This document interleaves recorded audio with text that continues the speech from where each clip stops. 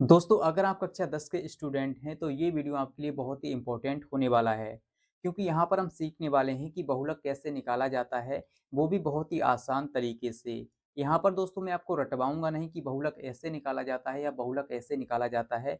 मैं आपको एक ऐसा तरीका बताऊँगा, जिससे कि दोस्तों आप ज़िंदगी में कभी नहीं भूलेंगे बहुलक निकालना। और यहाँ से दोस्तों आपका एक क्वेश्चन बोर्ड एग्ज़ाम में हर बार देखने को मिलता है कि दिए गए आंकड़ों का बहुलक ज्ञात कीजिए। तो चलिए शुरू करते हैं। यहाँ पर दोस्तों हमने एक क्वेश्चन लिया है और यहाँ पर लिखा है दिए गए आंकड़ों का बहुलक ज्ञात कीजिए। सेम इसी तरह से आपको भी बोर्ड एग्जाम में एक क्वेश्चन देखने को मिलेगा और यहाँ पर नीचे एक सारणी दे दी जाएगी। यहाँ पर लिखा रहेगा वर्ग अंतराल और वर्ग अंतराल में दोस्तों कुछ भी नंबर हो सकता है। यहाँ पर है 0 से 10, 10 से 20, 20 से 30, 30 से 40, 40 से 50। वहाँ पर दोस्तों आपको कुछ भी नंबर देखने को मिल सकता है, ठीक है। और नीचे लिखा रहेगा बारंबारता। बारंबारता में दोस्तों एक-एक नंबर इस तरह से रहेगा, ठीक है? जैसे कि यहाँ पर 9 है, यहाँ पर 5 है, यहाँ पर 12, यहाँ पर 16, यहाँ पर 8 और वर्ग अंतराल में 2-2 नंबर हैं, 0 से 10, 10 से 20, ठीक है? सेम इसी प्रकार से वहाँ पर भी आपको देखने को मिलेगा। तो दोस्तों बहुलक निकालने से पहले हमें बहुलक का सूत्र याद होना बहुत ही ज़रूरी है। चलिए दोस्तों सबसे पहले हम बहुलक का सूत्र देख लेते हैं कि बहुलक का सूत्र क्या होता है। तो बहुलक बराबर होता है L प्लस ब्रैकेट में होता है F1 माइनस में F0 और पूरे के बटे में होता है 2F1 माइनस में F0 और माइनस में होता है F2 और गुणा में होता है H। दोस्तों इन सब का मतलब हम समझेंगे जब सवाल को हल करेंगे तभी, ठीक है? चलिए, तो अगर आपको ये सूत्र नहीं याद है तो इसको याद कर लीजिए, क्योंकि आपको एग्ज़ाम में यानी बोर्ड एग्ज़ाम में कोई भी ये सूत्र नहीं बताने वाला है कि बहुलक का सूत्र ये होता है। तो आप अच्छे से इसको याद कर लीजिए। तो चलिए दोस्तों यहाँ पर अब हम सीखते हैं कि बहुलक कैसे निकाला जाता है। दोस्तों एक बार इसके आप नाम से समझिए, बहुलक का मतलब होता क्या है? बहुलक, ठीक है? बहु और प्लस में लक। बहुलक का अर्थ होता है बहु मीन्स बहुत बार, लक मीन्स नंबर, ठीक है? बहुत बार आया हुआ नंबर। जो नंबर सबसे ज़्यादा बार आ जाए बारंबारता में, वही हमारा बहुलक कहलाता है। तो आपको क्या करना है, सबसे पहले आपको देखना है इस बारंबारता में सबसे बड़ा नंबर कौन-सा है। तो सबसे बड़ा नंबर आप देखेंगे तो 16 है, ठीक है?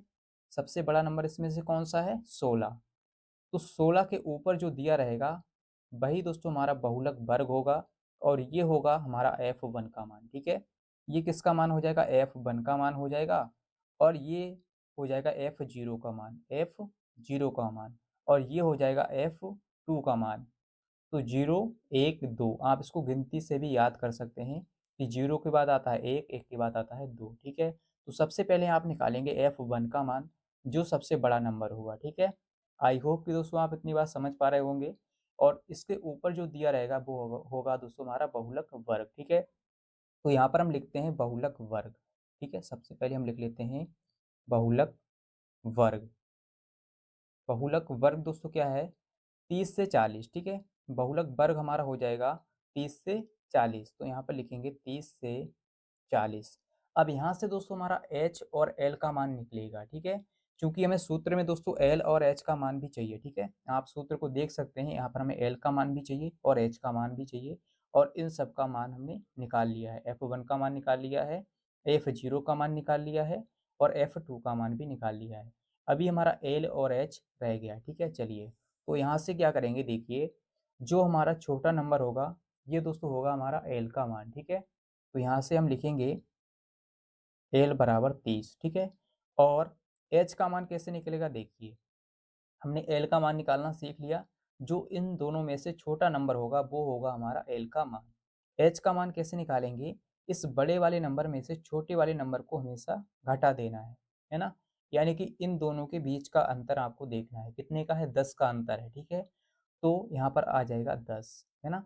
या आप बड़े नंबर में से छोटे नंबर को भी घटाएँगे तब भी हमारा 10 ही आएगा, ठीक है? तो h का मान हमने निकाल लिया। अब हम क्या करेंगे, सूत्र लगाएँगे। चलिए एक बार लिख लेते हैं कि F0 का मान कितना है? F0 का मान दोस्तों है हमारा 12, ठीक है? और F1 का मान कितना है? F1 का मान है 16। F2 का मान कितना है दोस्तों? F2 का मान है 8, ठीक है? ये 8 है, ये 16 है, ये 12 है, ठीक है? इस तरह से आप कर लेंगे। अब दोस्तों हमें सूत्र लगा देना है, ठीक है? सूत्र लगाते हैं यहाँ पर, चलिए। सूत्र दोस्तों क्या होता है? अभी हमने लिखा था बहुलक का, ठीक है? बहुलक का सूत्र होता है दोस्तों, यहाँ पर लिखेंगे एल और प्लस ब्रैकेट में होता है F1 माइनस F0, पूरे के बटे में होता है 2F1 माइनस F0 माइनस में F2, और ब्रैकेट बंद होता है और गुणा में दोस्तों क्या होता है H, ठीक है, गुणा में होता है हमारा H। तो ये है दोस्तों हमारा बहुलक का सूत्र, ठीक है, इस तरह से आप लिख लेंगे।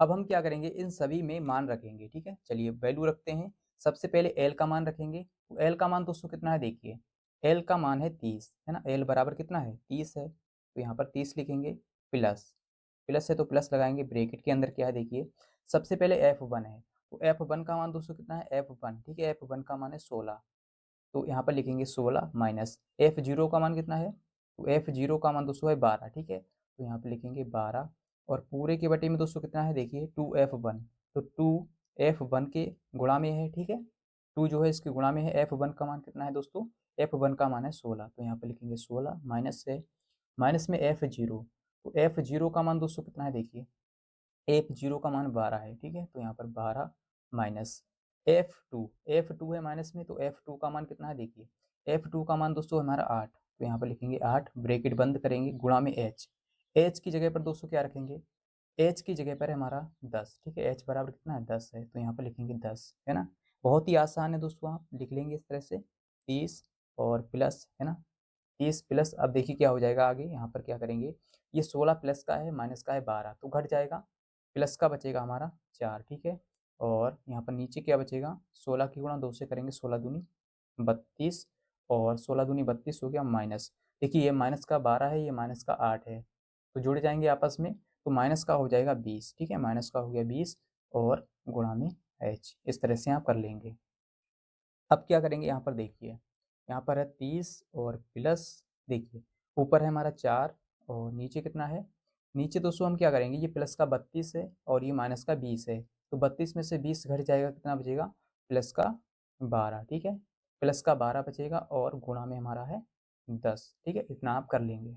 इसके बाद दोस्तों आप देखेंगे ऊपर नीचे संख्याएं हम काट सकते हैं, ये 4 ऊपर है और नीचे कितना है 12 है, तो 4 से 12 कट जाएगा, 4 एकम 4 और 4 तियाँ 12, ठीक है। चलिए अब हम क्या करेंगे, यहाँ पर इसको आगे लिख लेते हैं 30 और प्लस, देखिए ऊपर क्या है हमारा 1 और 10, तो 10 का गुणा 1 से करेंगे 10 ही रहेगा, बटे में 3, ये वाला, ठीक है।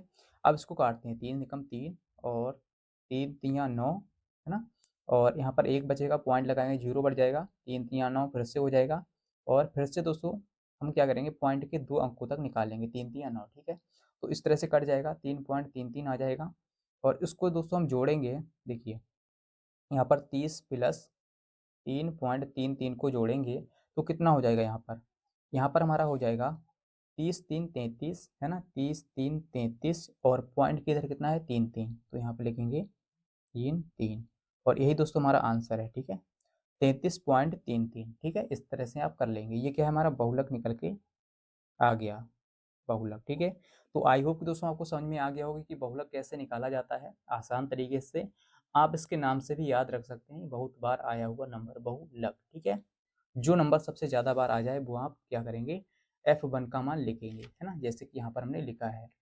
तो अगर आपको ये वीडियो अच्छा लगा है तो इस वीडियो को लाइक शेयर कर दीजिए और इस चैनल को सब्सक्राइब कर लीजिए, जिससे कि दोस्तों आपको इसी प्रकार के वीडियोज मिलते रहें, और मिलते हैं अगली वीडियो के साथ, आज के लिए इतना ही, जय हिंद।